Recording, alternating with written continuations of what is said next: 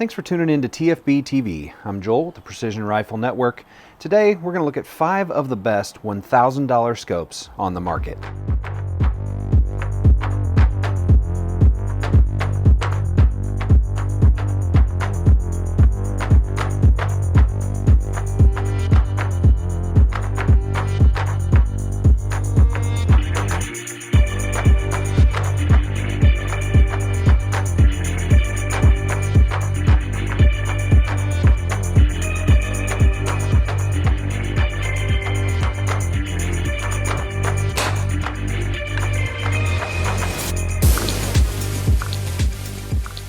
First, we have the Burris XTR-2 5 to 25 by 50. Next is the Vortex Viper PST Gen 2 5 to 25 by 50. Then we have the Sig Tango 4 6 to 24 by 50. This is the Nikon Black FX 1000 6 to 24 by 50. And finally, we have the Nightforce SHV 4.5 to 14 by 50. Well guys, jumping right in, I wanted to give you the facts on these optics. I was considering putting together some kind of a comparison sheet, but they're all almost identical feature-wise. So what I'm going to do is give you an abbreviated specs list that they all have in common, and then I'm going to highlight the differences and finally follow up with my opinion on each optic. Each of these optics is first focal plane, which means as you increase the magnification level, the reticle inside the optic increases in size to match the distance. It also means that the spacing of the holdover reticle is correct at all magnification ranges, while a second focal plane scope must be dialed to a specific magnification in order for the reticle hash marks to measure correctly.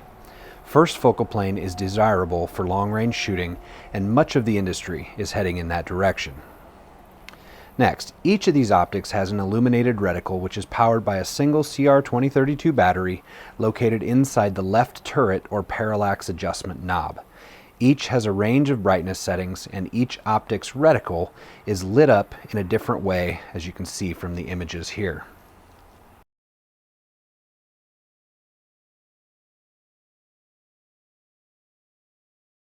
Every one of these scopes has a zero-stop feature. Zero stop basically means that after you've dialed up your elevation turret for a long-range shot, you can quickly and easily turn the knob back down to your original 100 or 200 yard zero point, and the turret will lock and stop at that exact point. So you never have to second guess whether you're returning to your zero or not. This is a very handy feature, as you can tell, and in the competition world, it's absolutely vital when doing things quickly on a timer. Each of these optics comes with a tactical milling type holdover reticle. And some people think all those lines and hash marks just clutter up the picture and get in the way of seeing your target. And that's obviously up for debate, but one benefit of having this kind of reticle is that you can quickly hold over for windage and elevation instead of having to stop and dial your scope. All of these scopes weigh approximately the same and come in at roughly 2 pounds. They are all approximately the same length at just over 15 inches, and they all have basically the same magnification range from 5 to 25 power.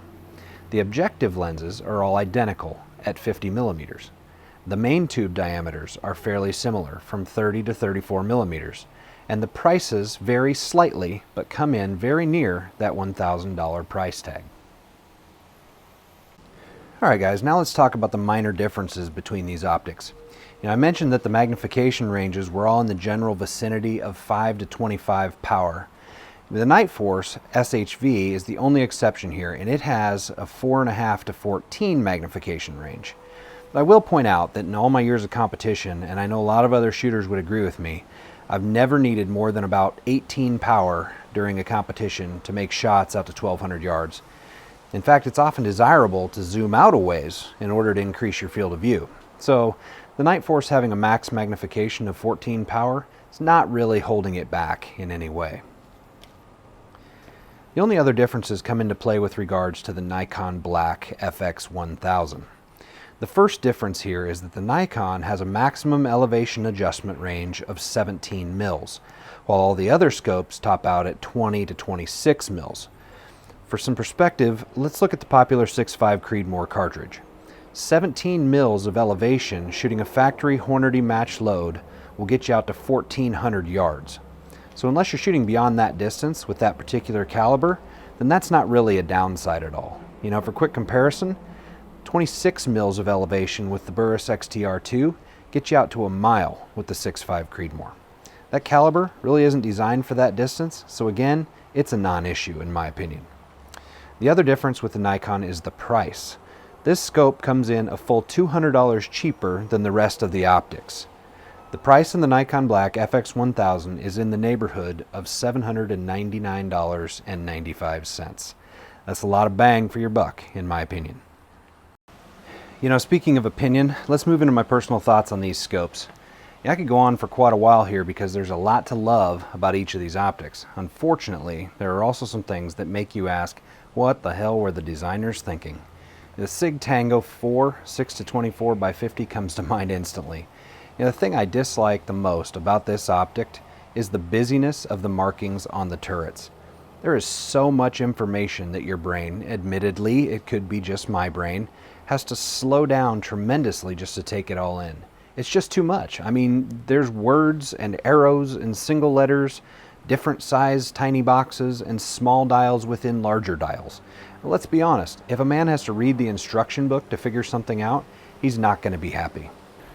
Another thing I can't stand about the Sig optic is that the windage hash marks on the reticle sub 10 to half a mil.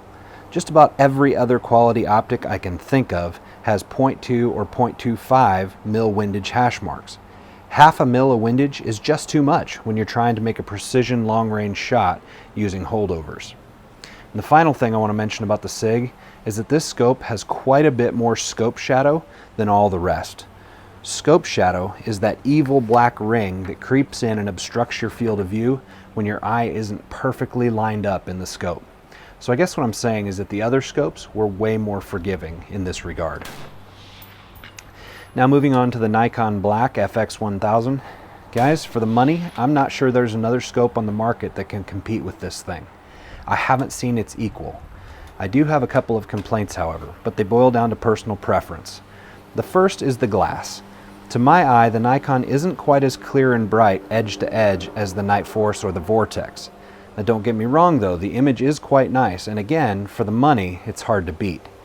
The other complaint I have is that the turrets are incredibly stiff, downright difficult to adjust. I had to come completely off the gun, grab the turret with my whole hand, and put some muscle into it in order for them to turn. You know, this takes time and comes down to just being plain annoying to me. The Burris XTR-2 is a well-respected optic in the precision rifle community. It has so many great features. It looks great and is basically bomb-proof. You cannot go wrong with one of these scopes. The one main downside to me is the glass. It is noticeably gray in color. The clarity is fine and there's no distortion, but compared to the Nightforce and the Vortex, which have crisp, clean, natural color, I actually stopped shooting and looked at the objective lens wondering if there was some kind of protective film on it. On a bright sunny day, it looks like the sky just got cloudy. Coming from a photographer, take my word for it, you can do better on glass choice. The Nightforce and the Vortex optics are the clear winners here as far as I'm concerned. They have all the features you could possibly need or want in a hunting or competition optic. All the controls just make sense and they're intuitive to the shooter. Everything works as it should and nothing raises red flags or makes me stop and ask what were they thinking. Nightforce scopes are virtually indestructible and Vortex has the best warranty in the business. I have literally nothing bad to say about either of these two scopes.